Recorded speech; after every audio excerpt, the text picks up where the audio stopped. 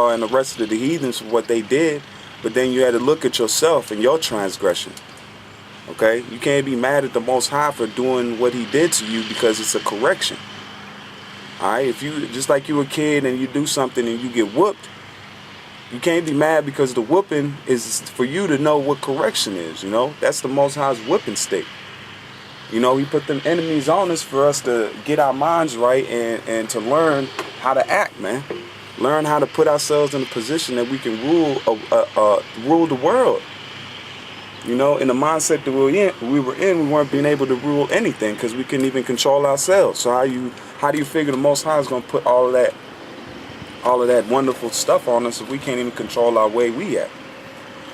So right now, let's jump to Baruch 3 and 36 while we're in.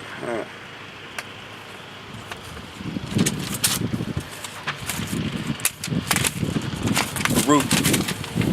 Man, the wind's starting to go. I already know who that is.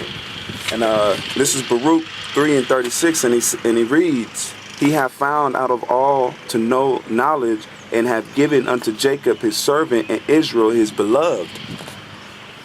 So he's given this knowledge and understanding to us. He opened the locks on his book and his Bible for us and our understanding and the things we need to do. Because he loves us, man. As much as some of you Negroes, Latinos, and Native Americans want to put him to the side, he loves us. You forget him, but he ain't forgot you, you know? He's trying for us, man. And to the brothers out there doing the work, man, it's a beautiful thing that he's actually letting us do this. Because hundreds of years ago, we'd be killed in these streets for doing what we're doing now.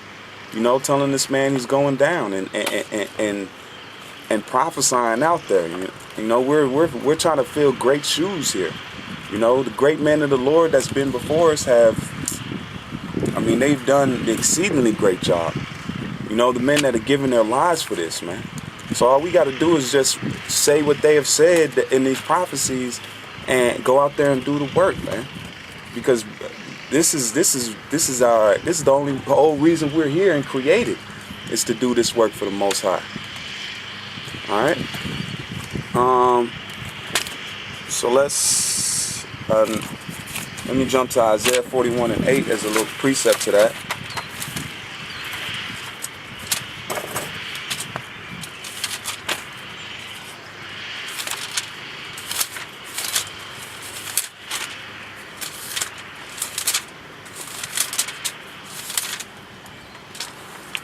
This is Isaiah 41 and 8, and it reads, "But thou, Israel, art my servant, Jacob whom I have chosen, and the seed of Abraham my friend." So Most High did not choose a lot of these nations, man. He chose us, man. Abraham is his friend. The Most High didn't consider everybody his friend. So that's why he chose us right here. I'll read it again. It says, "But thou, Israel, my servant, whom I have chosen, and seed of Abraham my friend, to whom I have taken from the ends of the earth, and called thee from the chief men thereof, and said unto thee, Thou art my servant, I have chosen thee, and not cast thee away." So in the midst of all the evil things that we've done, the Most High is saying that he's still chosen us.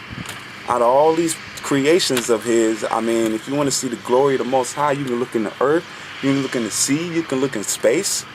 You can look in the air, man. In the air we breathe, all these great creations. But he beloves us. He loves all the things he's made, but he loves us like especially our forefather Abraham, he loves him like a friend. So you got to think of what Abraham did for the Most High for him to consider him that. That's a great honor right there, man. To be able to be called the Most High's friend. Damn bugs, man. To be called the Most High's friend is a great blessing. So I read that again. It says, "But thou, Israel, my servant, Jacob whom I have chosen, and the seed of Abraham, my friend." The seed, that's important. So all these pork chop pastors and all these people that are going off and saying, "Oh, this is for everyone." No, it's not for everyone. It's a lineage. It's the seed. It's through the sperm, man. It's a chosen line, man. It's a chosen people that the Most High set forth through the seed. It's Abraham, Isaac, and Jacob.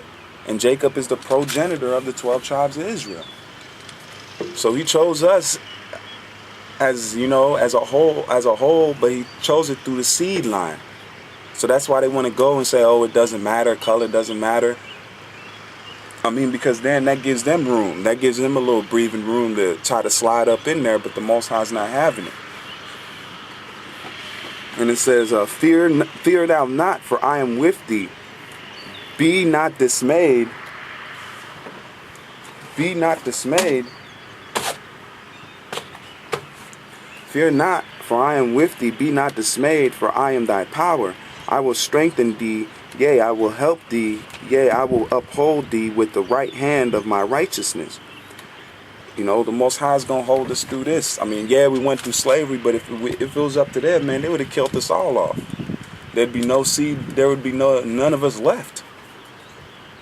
You know, they kept us for a little bit of slavery and things like that. But the Most High saying here that he's upholding us and keeping us, and he's going to strengthen us in these last days, especially when it gives us that spiritual power. And he does that on the elect of Israel and the brothers that he wants to have that, so they can go and put in work, man. When that time comes, I mean, you brothers, yeah, it's something good to look for, but before that is the most important part. You know, spiritual power, yeah, that's just force. But right now we're cutting up these and breaking down these walls through the word, man, through the speaking the Most High's words. We're actually bringing down these strongholds and cutting down these lies. I mean, after you get done cutting it down and ain't got nothing left, the Most High is gonna have us go ahead and just, you know, go to work. And that time is at hand. It's almost there. But right now, with the most important time, we're building up the house, man. We're building the bricks. We're putting the people that need to be put here. And we're bringing the people back in the flock, man. And that's the most important part of this thing. It's not the power time and, you know, kicking ass and taking names. That time is gonna come, man. That's been through the ages. But right now, the Most High is giving our heritage back, our understanding, our language. He's waking us up out of that dirt, man. He's breathing life into them dry bones. Okay? Let me see if I can get that. You know, so the Most High is doing a great work right now in front of your eyes. I mean, greater than the actual spiritual power, because the spiritual power is just going to be go time. So, all right, and then let's go to Deuteronomy 7 and 6.